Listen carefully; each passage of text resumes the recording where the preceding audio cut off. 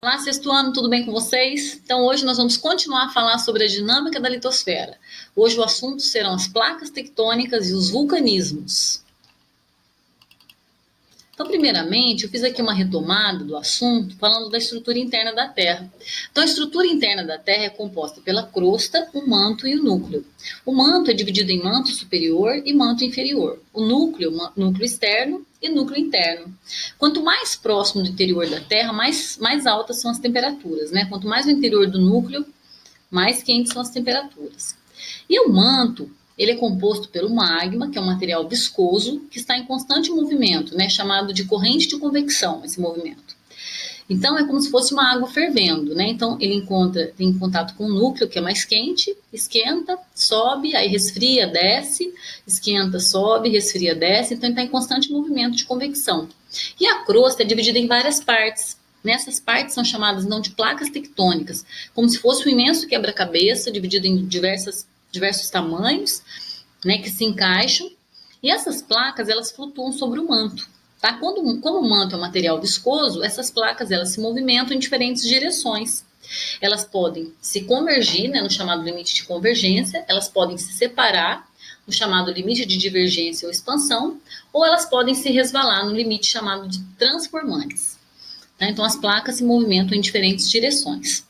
Tá? Isso faz com que a estrutura da Terra ela se modifique com o passar do tempo. E as áreas de maior tectonismo e vulcanismo são as áreas nos limites das placas tectônicas. Vamos falar então agora da teoria da deriva continental. No início do século XX, o cientista alemão Alfred Wegener desenvolveu uma teoria chamada teoria da deriva continental, que originou os estudos sobre os movimentos das placas tectônicas. Segundo a teoria de Alfred Wegener, os continentes atuais eles eram originados de um único continente, supercontinente chamado Pangeia. Né? A palavra Pangeia significa a união de todas as terras. E existia nessa época um único oceano chamado Pantalácia.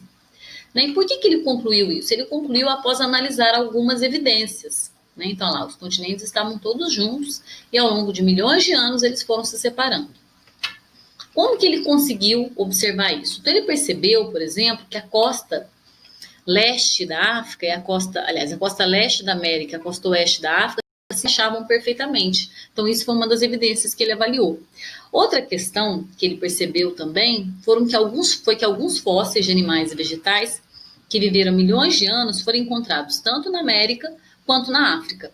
Né? Então, por exemplo, é o caso do mesossauro. Né? O mesossauro ele viveu há cerca de 300 milhões de anos e era uma espécie de réptil que se deslocava em terra e também conseguia nadar distâncias curtas em água doce. Então, como esse réptil foi encontrado, as espécies deles, tanto na África quanto na América, eles analisaram, né, e perceberam que era impossível a travessia do oceano por esse réptil, né, porque o oceano tem 3.200 quilômetros.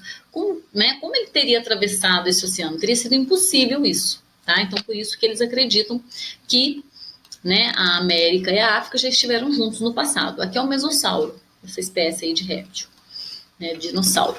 Então, a Pangeia seria a união de todas as terras. A partir dessas e outras evidências, o Wegener concluiu que os continentes formavam, então, a Pangeia, e ao longo de milhões de anos, esse bloco foi se fragmentando até chegar na configuração atual.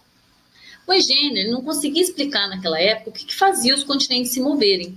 Apenas durante a década de 1950, os cientistas puderam atribuir as correntes de convecção como a causa do movimento das placas tectônicas. Então, o Wegener não tinha ideia, né, de que na Terra, no interior, existia esse material pastoso, né, esse magma que fazia as placas se moverem. Ele não sabia que existiam as placas.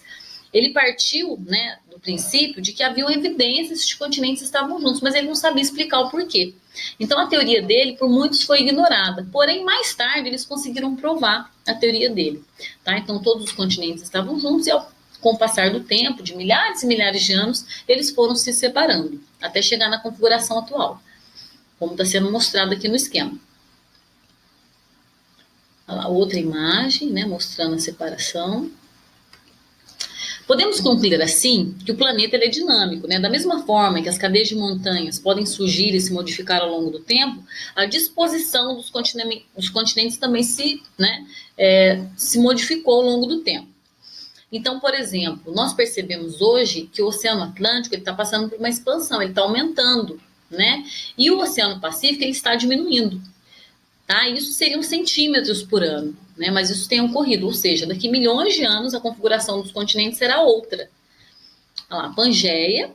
Da Pangeia dividiu-se em dois continentes, Laurásia e Gondwana, e aí foi se separando até chegar nos dias atuais. Tá? Aqui seriam os períodos, né, os nomes dos períodos aí. Pérmico, Triássico, Jurássico, Cretáceo e o período presente. O período Jurássico é o período dos dinossauros, né? Então aqui esse período os continentes estavam juntos. Agora vamos falar de outras consequências dos movimentos das placas. Então, além de mover, né, os continentes e modificar a disposição deles, o movimento das placas podem causar dois fenômenos identificáveis aos nossos sentidos, que são os terremotos e as erupções vulcânicas. Eles podem estar ou não associados. Às vezes acontece uma erupção vulcânica e um terremoto junto, né, ou pode ser só isoladamente, um dos dois.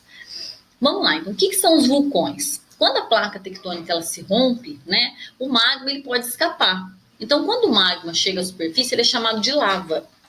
Tá? Então, quando o vulcão ele solta lava, ele não solta só esse material, ele solta também rochas, gases, cinzas. Né? Então, esse fenômeno é chamado de vulcanismo.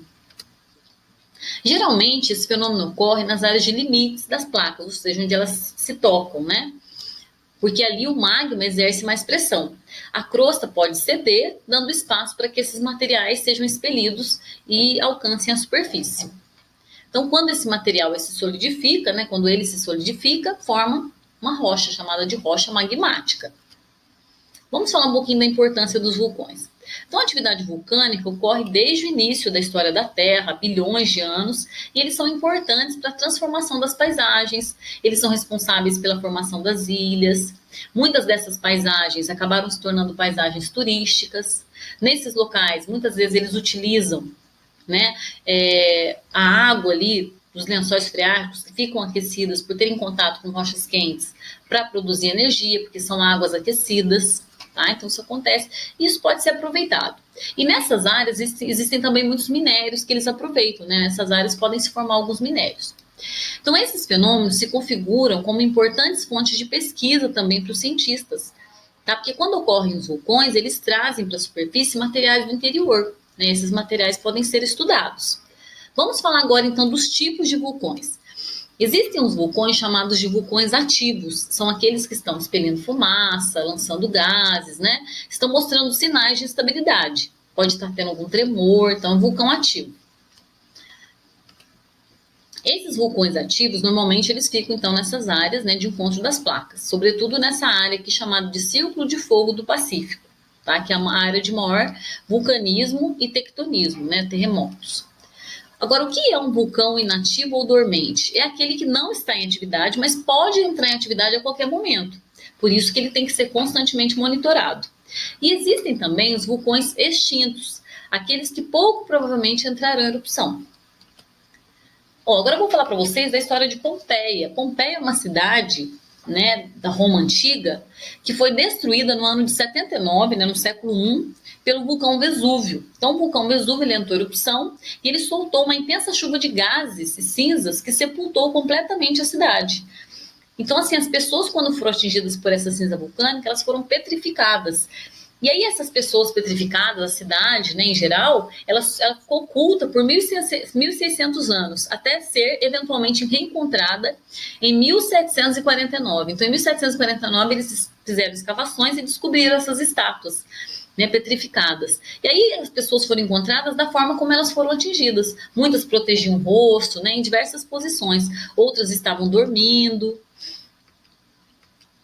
Aqui as pessoas vigiando, uma pessoa está com a mão no rosto, né, uma estátua aí, né, como a pessoa estava durante a chuva de cinzas. Essa estava em posição de oração.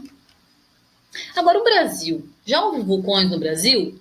O Brasil, vocês sabem que nós estamos no centro da placa sul-americana, portanto distante da área de choque de placas. Isso explica porque no Brasil não tem vulcões nem ativos nem inativos. Aqui só tem vulcões extintos. Mas já existiu então vulcões no Brasil e acredita-se que o vulcão mais antigo do mundo fique na Amazônia. Ele tem 1,9 bilhão de anos. Essa área aqui, como eu disse para vocês, onde está né, a parte leste da Ásia, a parte oeste da América, aqui nós temos o chamado, né, Círculo de Fogo do Pacífico. É uma área com intensa atividade sísmica, ou seja, muito terremoto e muito vulcanismo.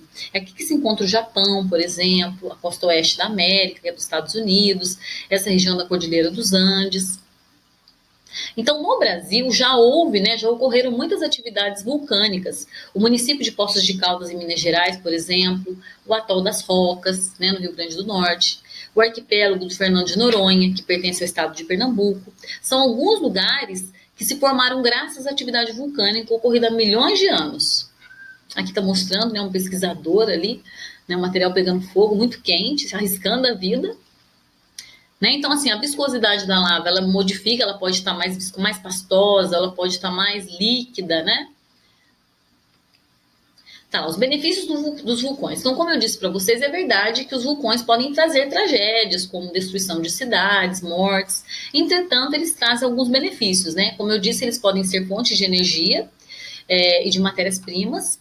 E seus materiais, com o passar do tempo, deixam o solo muito fértil, né? Muitos solos de origem vulcânica são solos muito férteis depois de milhões de anos, né? Além disso, as paisagens de origem vulcânica podem ser atrativas também para o turismo, né? E para movimentar a economia local.